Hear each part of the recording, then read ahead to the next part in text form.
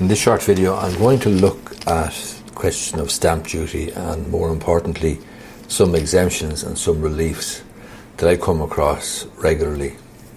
In relation to exemptions, the most common exemption that I encounter would be a transfer from husband to wife or vice versa. So a transfer of property between spouses is exempt from stamp duty perspective.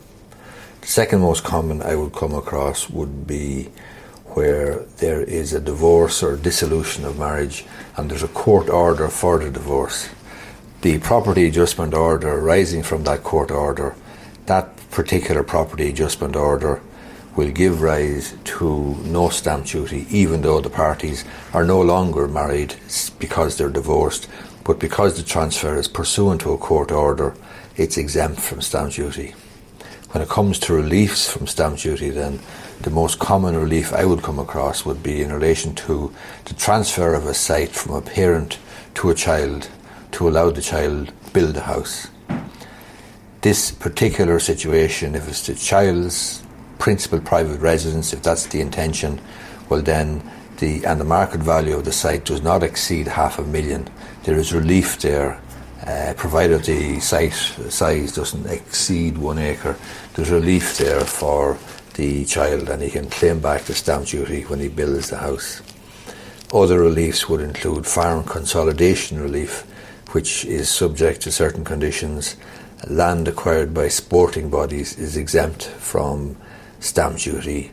Family transfer from a child, family farm transfer from a child to a parent is there's reliefs in that, and transfers for charities attract reliefs for stamp duty.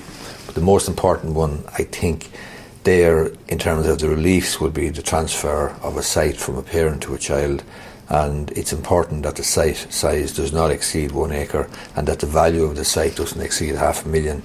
The value of the site not exceeding $500,000 is not a difficult condition to fulfill, but sometimes in transferring a site and getting a right of way or access to the road or whatever, you can easily exceed the acre. So you'd want to be careful about that. There is, as I say, relief then when the child builds the house, he can reclaim or she can reclaim stamp duty. And the other most important exemptions there then between spouses and on the dissolution of a marriage between former spouses, essentially. Hope you find this video useful. If you do, I'd appreciate if you gave it the thumbs up down below. Thanks a lot.